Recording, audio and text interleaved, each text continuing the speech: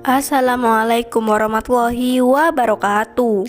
Aku ini hanya seorang wanita biasa, Mas, dan ingin sekali dibimbing oleh lelaki yang bisa menuntunku ke jalan yang jauh lebih baik lagi.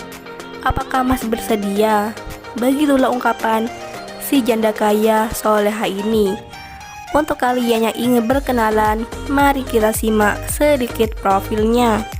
Siapa tahu kalianlah salah satu jodoh yang cocok untuk janda cantik soleha ini. Namun sebelum melanjutkan video ini, alangkah baiknya untuk menekan tombol like dan menekan tombol subscribe.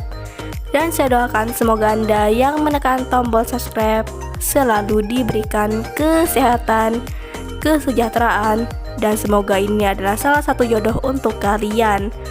Amin amin Allahumma amin. Perkenalkan, nama lengkapnya Naura Jihan, namun sering dipanggil Mbak Naura. Mbak Naura ini statusnya janda, namun belum mempunyai anak. Umurnya sekarang menginjak kepala 3, tepatnya 32 tahun. Dan di channel ini Mbak Naura ingin sekali mendapatkan calon suami yang diidamkannya. Untuk lelaki yang didamkan oleh Mbak Naura tidaklah muluk-muluk. Yang terpenting bisa menuntunku ke surganya Allah. Begitulah ungkapan Mbak Naura.